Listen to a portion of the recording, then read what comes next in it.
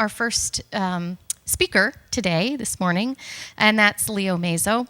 Leo is an associate professor of art history at the University of Arkansas. However, before he made his move back into academia, he was curator of American art at the Palmer Museum of Art at Pennsylvania State University.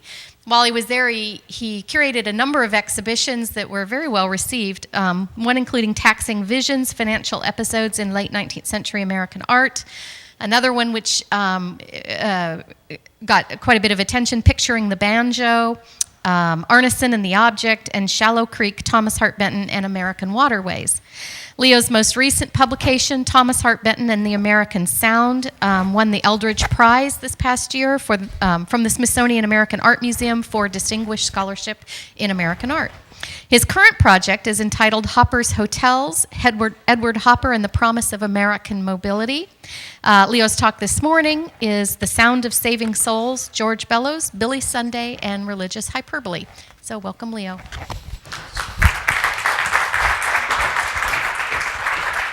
Thank you very much. Can you hear me? Sort of? No? Great. Well, Melissa, thank you very much. And thank you, Mason. Hi, Mason.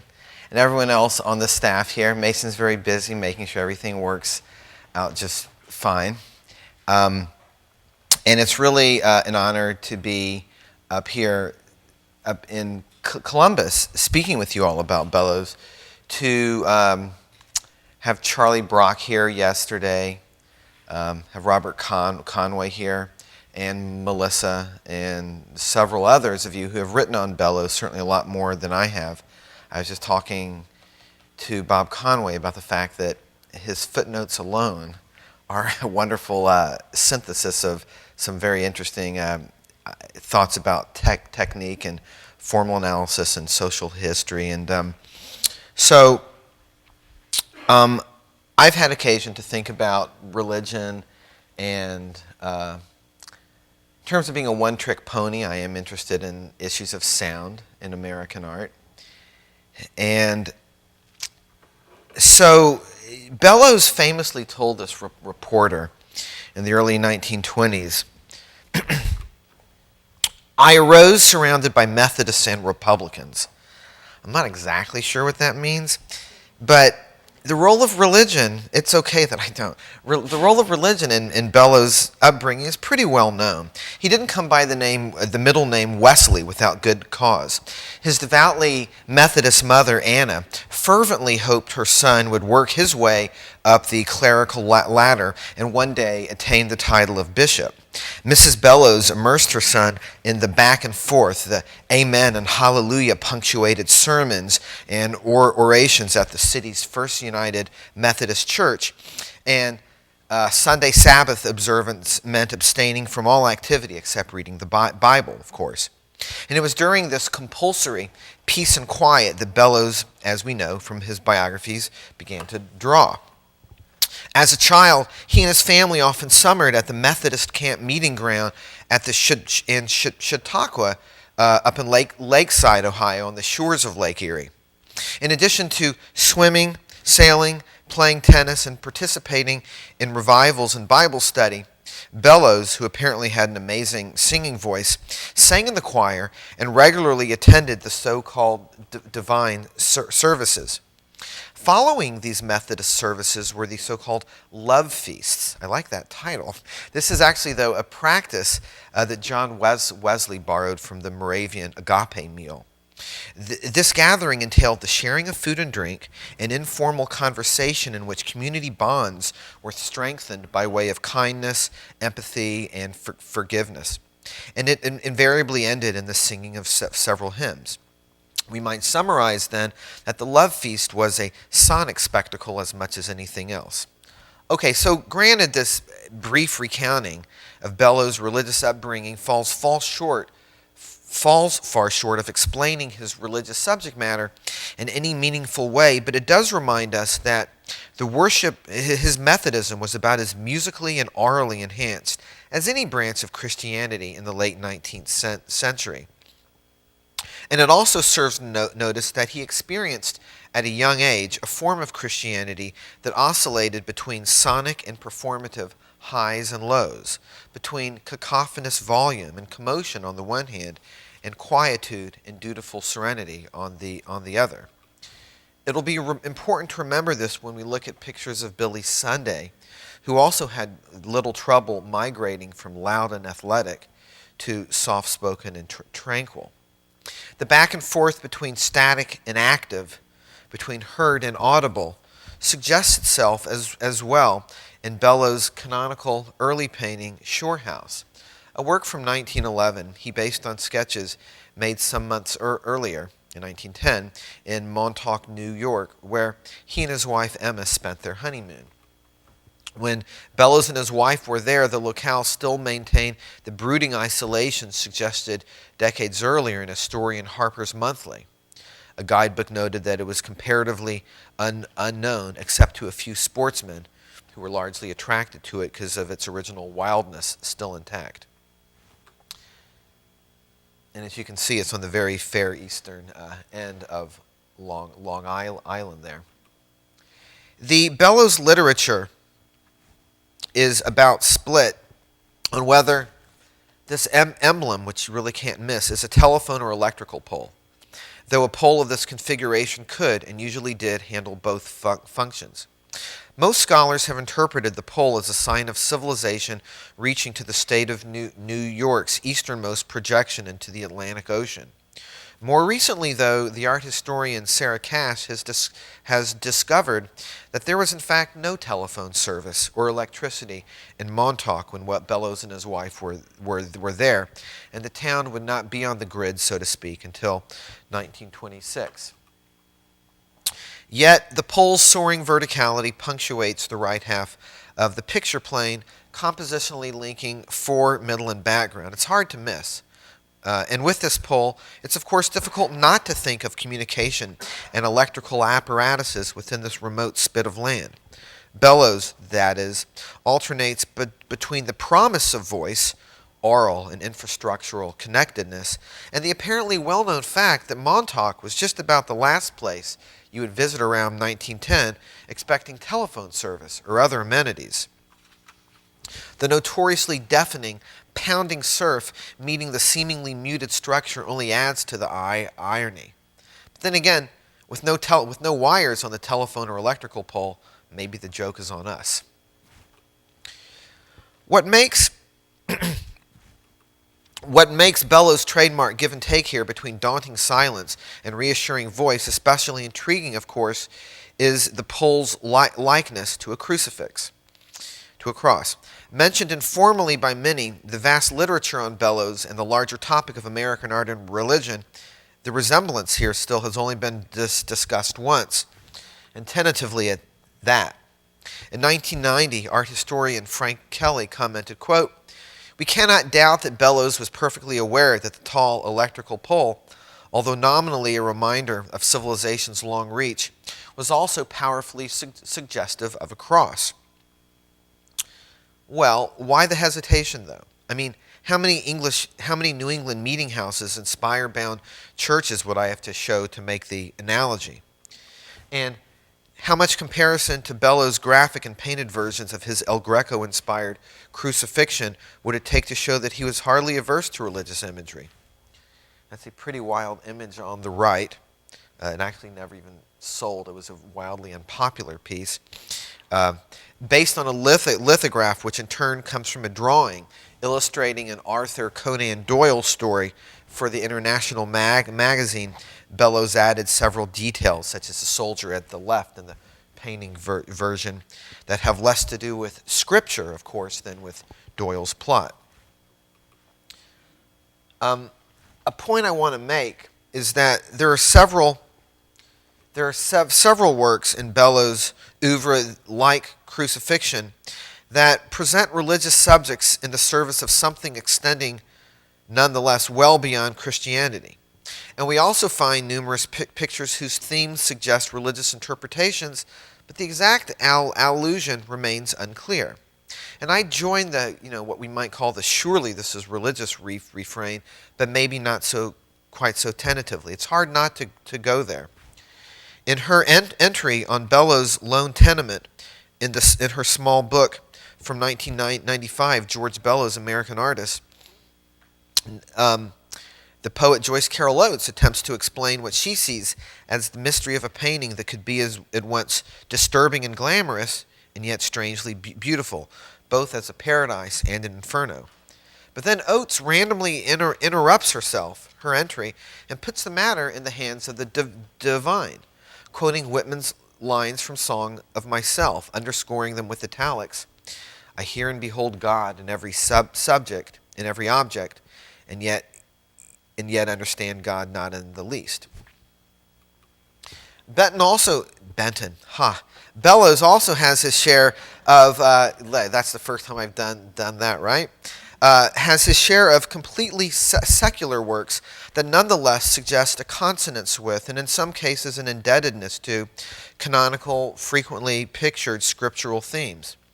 The Big Dory renders heroic the manual labor of fishermen at Monhegan, but it formally and iconographically recalls the strenuous efforts of an altogether different kind of heroism, the miraculous draught of fishes, in which a boat, presided over by Christ, is suddenly full of fish. In a rowboat recollects an incident in which he, his wife, and his friend, the painter Leon Kroll, were almost subsumed in a nasty squall at Camden Harbor, Maine, only to be saved, not so unlike Jonah, who was also saved, obviously, from the belly of a whale when the prophet tried to escape after disobeying God. Oates describes the waters as wildly churning waves with shark-like fins. And I don't know, in my untutored eye, the boat positioned on the diagonal in the turbulent waters recall somewhat Ryder's take on Jonah, and Bellows frequently articulated his reverence for Ryder, though it would probably be difficult to prove he was necessarily looking to this painting. Bellows, by this time, had branched off from any systematic worship cycle, and he certainly didn't partake of his wife's practice of Christian Science. But he definitely maintained an atmosphere of progressiveness, kindness, religious tolerance, to say the least, for her and their two children in their home. That Bellows used Christian iconography hardly ever to encourage faith, but rather to drive home some universal truism that in a sense was bigger than religion, is suggested as well in his two depictions of Christ from 1916 and 1923 respectively. In both cases, Christ is less the savior of humankind than a go-to hero character enlisted to drive home a point in the short stories for which each was an illustration. Appearing as the frontispiece to the masses in July 1917, the illustration at left depicts Christ in jail as the price paid for being a conscientious objector, part of the magazine's larger crusade against legally enforced conscription.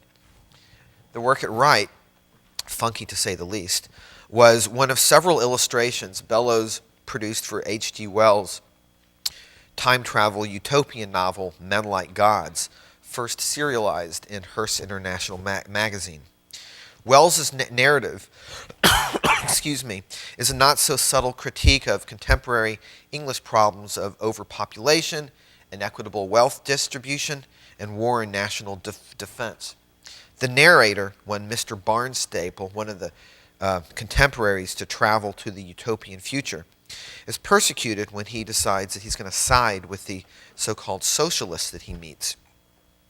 Wishing to emphasize Barnstaple's suffering and sacrifice, Wells likens him to Jesus, writing, quote, "The prophet in Utopia had died very painfully, but not upon the cross. He had been tortured in some way and then been fastened upon a slowly turning wheel until he died." So you could say this is less about Christ than a lesson or value that could be reinforced via Christian teaching. A work I'm not showing, which we were just speaking about, the savior of his race. Similarly, it's rather canonical Bellows boxing imagery showing Jack Johnson and Jess Willard's against the ropes, and it's called the savior of his race. It's obviously a racial pun. but it's also a Christian pun. And so, similarly, in his late teens and early 20s, when Benton depicted the wildly popular evangelist Billy Sunday, he had his eye less on religion, or even a critique of religion, than on an all-pervasive bigotry, narrow-mindedness, and I'd like to suggest a vocalized hyperbole, if that's the right word, that in the end vocalizes nothing but depthless, disingenuous greed in the form of soul-saving Christianity. In all, he produced 1 painting, 3 drawings, and 2 lithographs of Sunday. I may be wrong.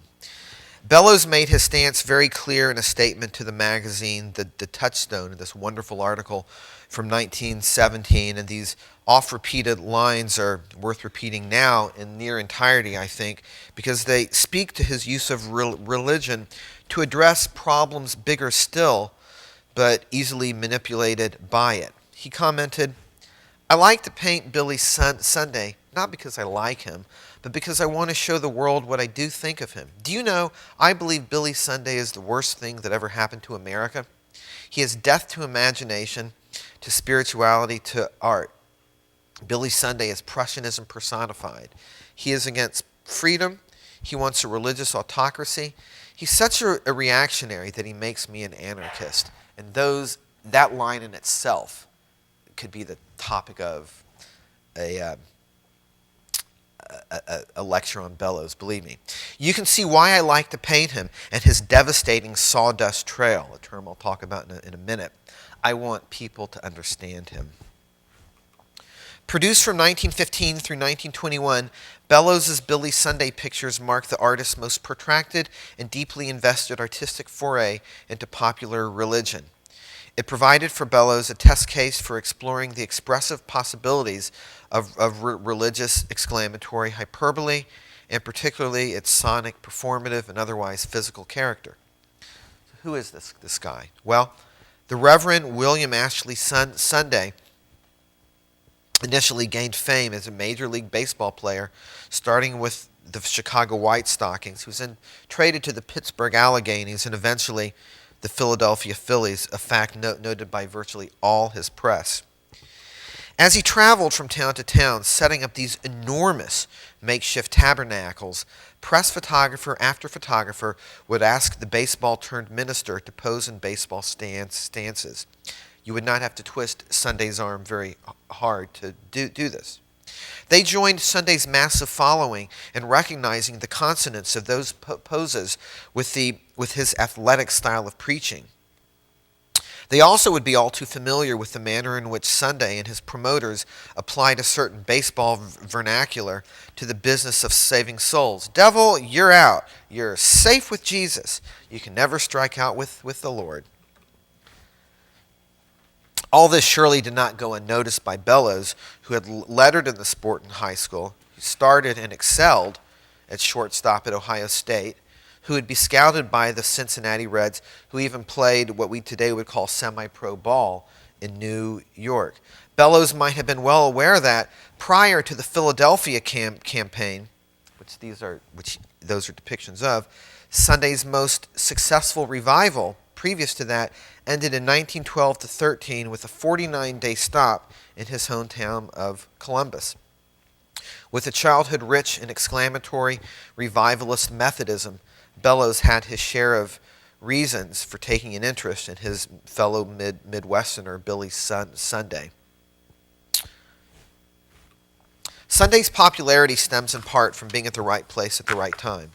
In the context of the First World War, Sunday's xenophobic sermons, delivered from a flag-draped platform, tied love of country with what he called the cause of Jesus Christ. To a nation facing volatile international politics and death of its sons, Sunday offered reassuringly simple anecdotes and all-shucks solutions. In 1915, knowing that a sensationalized character like Sunday would only attract readership, the Metropolitan magazine sent Bellows and the anarchist editor John Reed to document the evangelist's so-called Philadelphia campaign.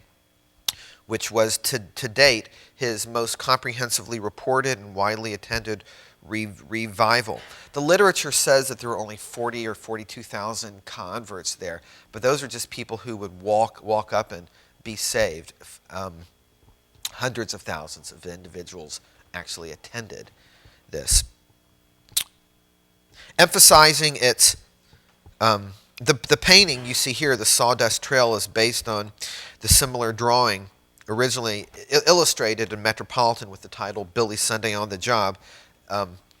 Emphasizing a muckraking-like or expose agenda, Reed called the article Back of Billy Sunday. The banner at the back here reads, Christ for Philadelphia, Philadelphia for Christ. Having been saved by Christ and Sunday, individuals faint as they are attended to by the preacher's agents as they prepare to hit the trail for Jesus, hence part of the etymology of the phrase Sawdust Trail. Bellows exposes much of the hoax that was Billy Sunday. One of Bellows' illustrations for the magazine story provided a key to the players at the Philadelphia campaign and at most of Sunday's revivals. Included here are Sunday, who reaches down to warmly greet the new converts. In the essay that my comments are drawn from, I look a little bit about how that contrasts with the ruckus volume. You know, everyone noted what a soft-spoken, sweet man he was. But if you were at the concert the other night and you heard his raspy voice, you know that was quite different than the guy who would warmly shake your hand and whisper some scripture in your ear. So you also have his masseur or masseuse, yes, and bodyguard, this former prize fighter named Jack Cardiff there. You have an usher and Mrs. Sunday, who was a bodyguard in her own right. I'm actually not exaggerating. She personally obstructed her husband from Bellows and Reed from calling Bellows and Reed slick reporters, and Reed paraphrased the entire ridiculous conversation with Mrs. Sunday in his article.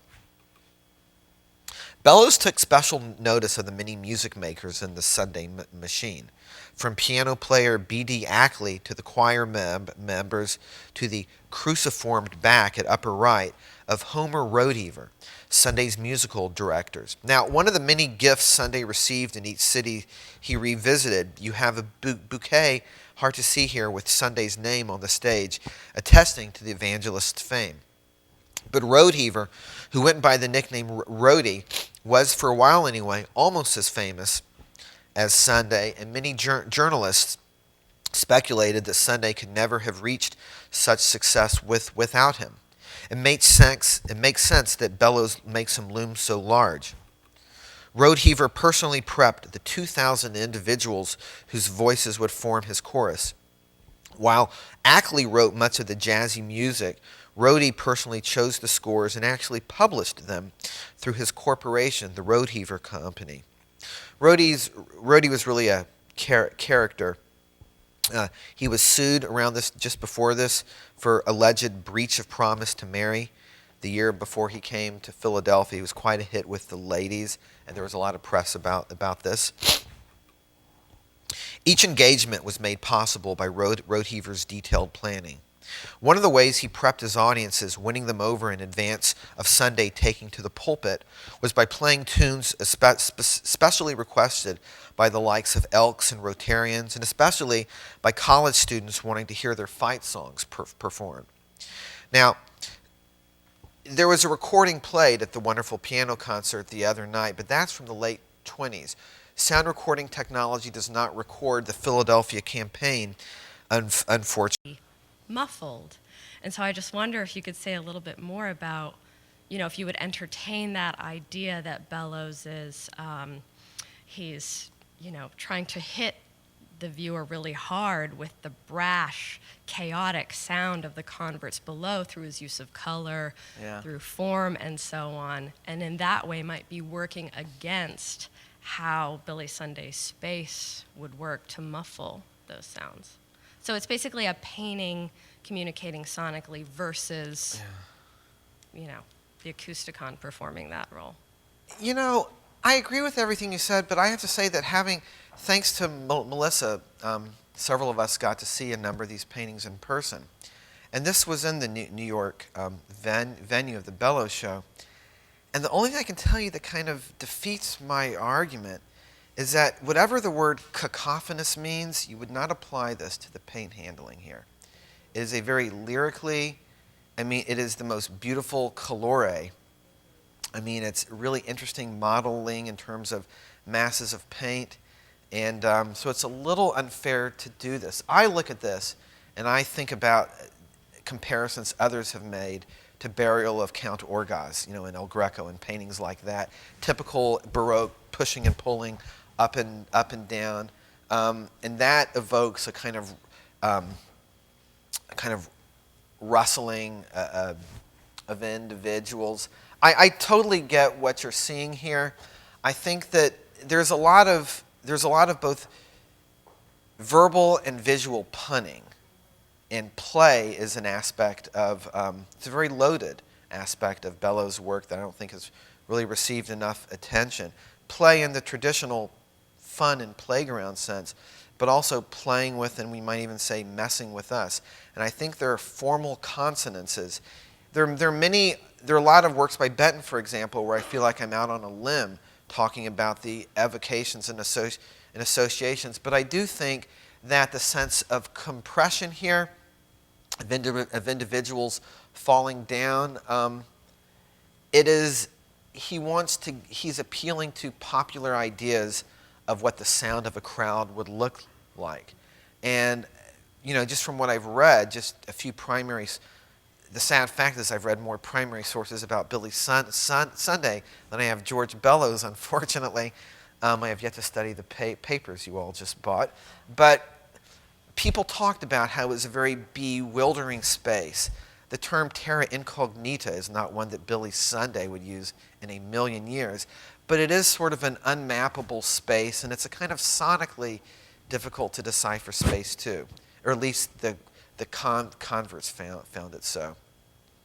Is that a good job of avoiding your question? Good, thanks. I'm just making sure. Yes. Oh no, here it comes.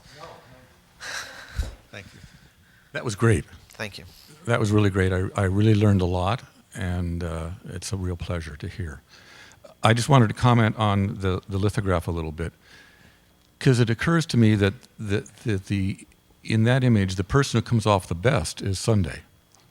The audience, if you look along that line from the lower right corner, either these guys are bored and falling asleep, or in misery, or in rapture. They are foolish caricatures. And then you have Sunday's organization, this bureaucracy that is extremely efficient at raising money and staging these enormous events. And then you have Sunday rising above it all in a rather graceful, athletic posture. And balancing too. Yeah. Yeah. In fact, he probably looks better in that drawing than he ever did in person. These guys here have all the charm of dancing a madhouse. Exactly. It's just... Yeah, exactly. So I think even though Bellows was so articulate in expressing his very negative reaction to Sunday as a person and as a spiritual force, I think he reserves some admiration for him physically. Melissa was impressing that point upon me the other day on the phone. And she said, and I told her, I said, do you think this thesis will fly? Acousticon, schmoosticon, whatever. And she said, yeah. She said, but she didn't use the word Sunday envy, but I think he was mesmerized by him. And I think that, Sundays was a professional baseball player. Sunday is the cult of masculinity kind of come to Christian full life and form. I think that there was a lot that was appealing for him. I can just shout this out. What position did Sunday play?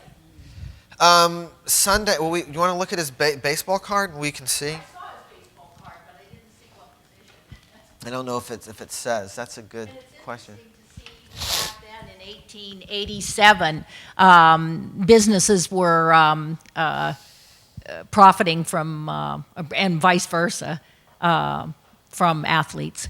Old Judge cigarettes, right? Have a Marlboro Red. It didn't work out. So what position? I do not know. Okay. He knows second base.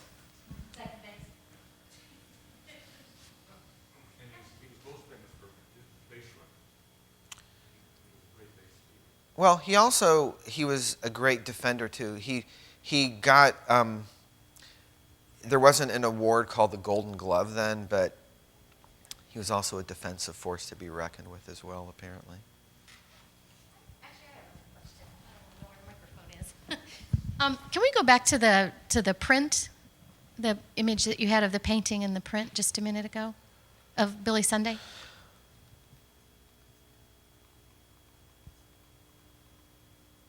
Not that. Yeah, I think you're going the wrong way. I meant back as in the one we just had before we started talking. Okay. Forward. Yeah, forward. Sorry. I think it was one of the last ones you had up. That one's good. Well, my question is, there's also another print, or one that comes to mind when I see the Billy Sunday print, and that is Benediction in Georgia. And I think it's upstairs, right, in the show, Mason? Yeah. And there's a, preacher sort of preaching, and then there's the convicts. And visually there's a gap. The convicts are sort of bent over, and they're not really listening to this benediction, which is being given for their benefit. But the preacher is oblivious to the fact that what he's saying is going out into this big black space in the print, and the people are below where that vocal trajectory would go.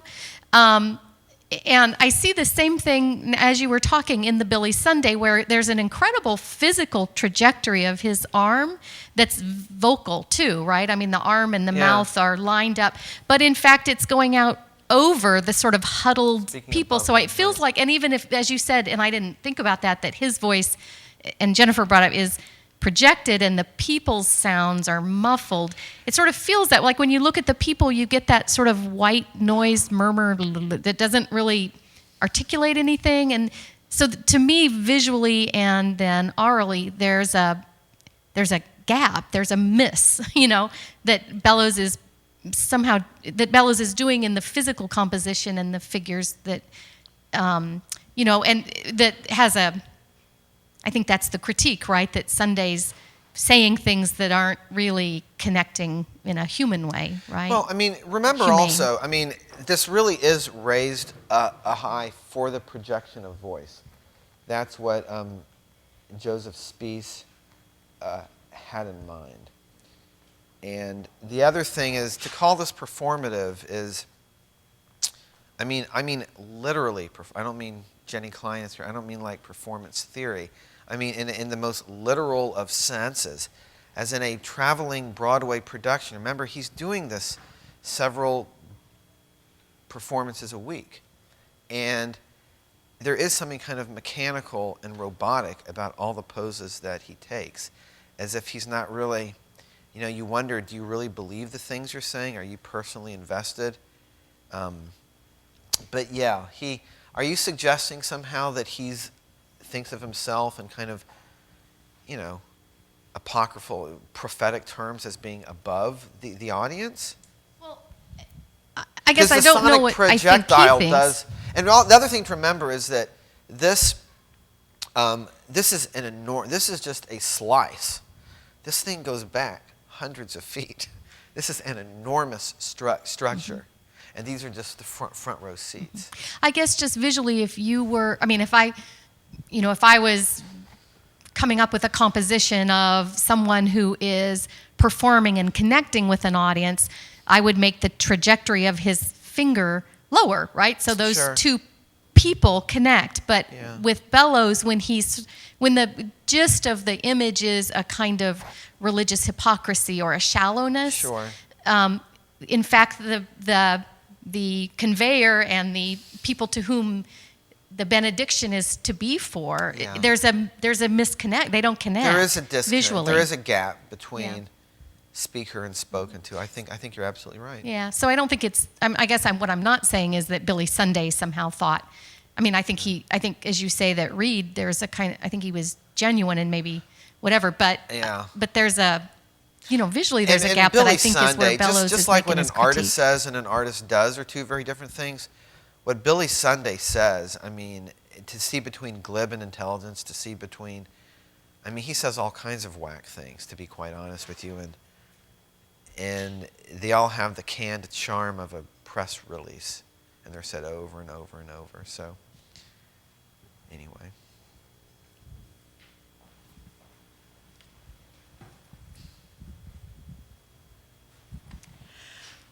First of all, thank you for your terrific talk. And I realize this is a little bit off topic, but I was struck by the parallels between muscular Christianity, which was an ideology in the late 19th and early 20th century, and the way in which Bellows constructs Sunday and the relationship between sports, physical prowess, and muscularity. Yeah. And I thought it was an interesting aside that we recently had kind of a resurgence of that, and I happened to be living in Kentucky at the time, where they were making, where there was a local painter, I think he was based in Danville, Kentucky, that was painting Jesus Christ looking a lot like Brad Pitt from Legends of the Fall. And one parishioner was quoted as saying that thoughts came up in her head when looking at this Jesus, at this muscular Jesus, that weren't really appropriate for looking at Jesus. But I'm wondering if you could maybe talk a little bit about this idea of, I realize this is a bit off from the way in which you're talking about sound and the sound of the painting, but the kind of relationship, you did talk a lot about sports and muscularity and muscular Christianity and Bellows' relationship and well, all first, of that. You first know a of lot all, about the baseball whole too. Brad Pittization, if we can call it that, of Christ goes way back. I mean, the art and cultural historian David Morgan is among many who have written very thoughtful about, is it Warner Solomon, I forget the last name. There's a canonical set of pictures of Christ, a very Aryan Christ, and these were advertised by firms like the Gospel Trumpet Company and other wholesalers. And in this process of making Christ a fair-haired boy was in place long before Bellows or Sunday are respectively preaching and painting. A wonderful lecture yesterday, I know you couldn't be here, Randy Griffey, I think might be a good person for me to defer to on this question, because Randy even talked about the simultaneous teaching of art and boxing. And I mean, Jenny, what I would say, when you stand before Staggett's Sharkies in the gallery upstairs, it's no less than a de Kooning excavation painting where there's something being dug out. There's a real sense of just like kicking at this son of a bitch until it just bleeds, as if he's fighting too. This is a very common thing, obviously, said about Bellows, but I think you're absolutely right. Someone talked, I don't know if it was you or someone was talking about, the genealogy of the phrase action painting, and it was brought up Rosenberg talking about, the picture plane as being a site for an arena for confrontation with self or whatever demons, of course, and you really get that when you can see the ends, the tip of the brush being jabbed into it. The only thing I would say is that you would not think that when you see this painting in person. This is a very these are lyrically painted passages that go together. But Randy, do you have any thoughts about this? This seems like a Griffey question. You're gonna pay for this. You're gonna pay for this. About muscular Christianity, I guess, to get back to her question. I guess I'm not aware that Bellows himself commented directly on muscular Christianity as a contemporaneous ideology.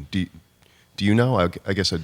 Well, I think Jenny's question has more to do if we can make an equation, if I can paraphrase you, an equation between the hand that punches and the hand that draws the model's form, that makes passages. I mean, Bellows is, I guess there's a kind of painterly boxing going on in both members of this club.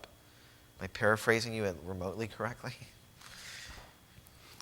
I don't know how helpful I can be on that topic. So maybe it's something we can talk about after. Okay. All right. Thanks.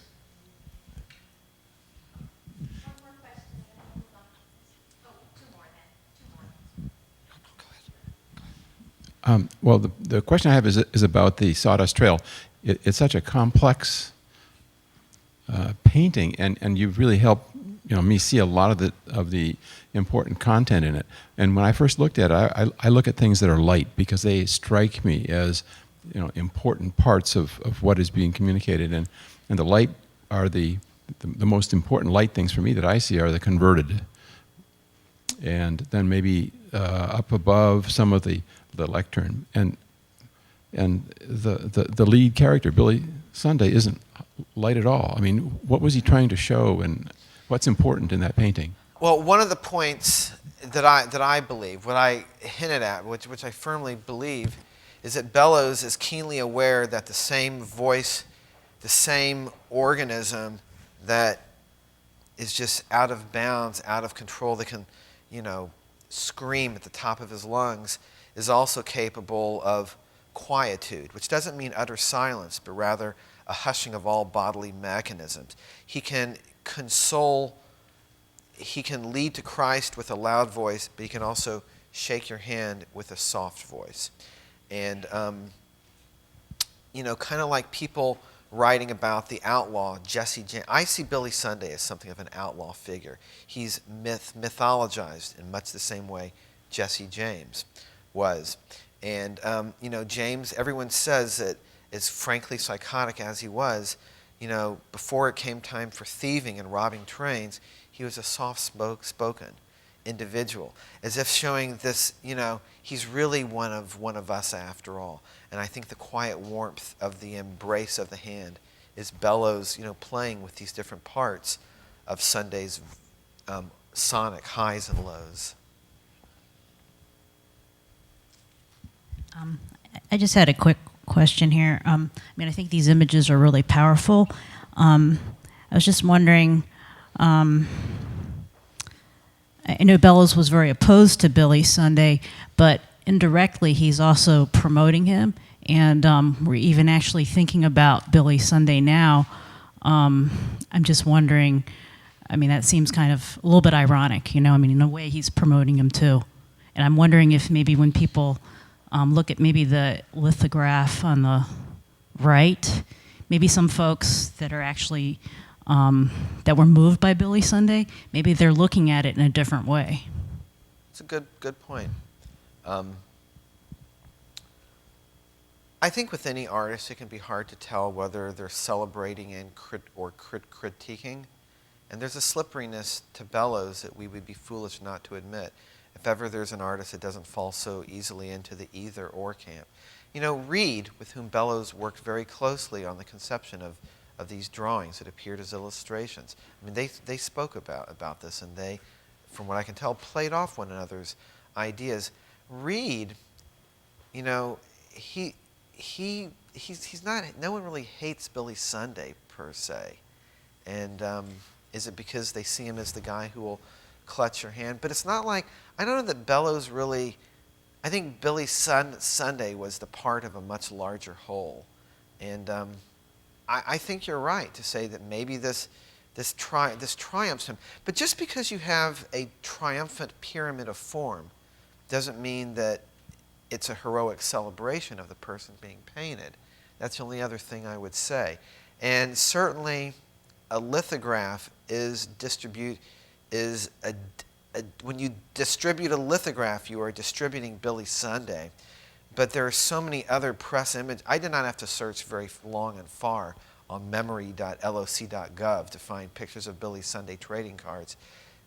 He did a lot of broadcasting and visualizing his Billy Sundayness. And I'm not sure that he needed Bellows to help him spread the word, is all I would say. I tend to think of Bellows' paintings and prints as very closely related. That so often the prints follow a composition in paint or vice versa so closely. And I've always been struck, of course, then that the Billy Sunday material is the prints are so, the printed composition is so different from the painting. Right. One is vertical versus horizontal. In the painting, you can overlook Billy Sunday very easily because he's leaning over into the crowd, versus the print where you can't miss him. I'm just wondering if you could speak a little bit about the great difference between the printed rendition of Billy Sunday versus Sure. the painting. Well, as you know, the Sawdust Trail itself was based on a lithograph that is connected to a lithograph that's based on an illustration. But, you know, 1916 is it too obvious to say that this is right in the middle of World War I and this is kind of a retro looking backwards? Billy Sunday is absolutely still around in 1923, but I have, you know, those of you who have studied the primary materials, I don't know, my understanding is that the Philadelphia campaign of 1915 is the only time that Bellows saw him. So while not en plein air, this is much closer to the source. This is more, you know, and of course he's lost in the crowd there. Again, I think Bellows is exposing the machine, whereas Boardman Robinson is making into something of a goof in McClure's certainly. And the fact that, one of the lessons I think Bellows teaches us here is that Billy Sunday is much more than this former baseball player. The Billy Sunday we've come to know is the result of a massive PR effort. I've been thinking a whole lot about this too. When I think about, you know, I just read in the paper in the airport coming here that Billy Graham turned 95. And he's this very sweet, lovely, you know, whatever your religious or non-religious beliefs are, he's a sweet, thoughtful guy. Then you hear some of the things, I would personally rather spend a little time with Billy Graham than Billy Sunday. And can we just be masters of the obvious here? His last name is Sunday, you know, and at first I thought he made this up, but he certainly didn't, so his path was chosen. Again, like with Jenny, I'm not answering your question in the least, but I do think that I do think that after, you know, to go back and think about John Reed and to think and his legacy, and he had the vantage point of 7 years here, from when he first saw the evangelist. So, but I guess, can you speculate just a little bit about why the composition changes so much when he revisits Billy's Sunday? Yeah. Does Billy Sunday become even more prominent after the war? I mean, does that have something to do with it? Has he become even a greater personality? I mean, he becomes more prominent, but not more respected per se. And secondly, I think that by 1923, the idea of Billy Sunday, I mean, you know, kind of like some infamous rock star, he's a well-known individual. I would say that the compression of the painting gives way to the, you know, panorama, obviously this Greek word meaning see all. I think that there's a quasi-panoramic nature to this that helps capture the seemingly infinite reach of Billy Sunday. And I think that's part of what he's commenting on here. That's all I got for you, Randy. Sorry. Anyway, thanks.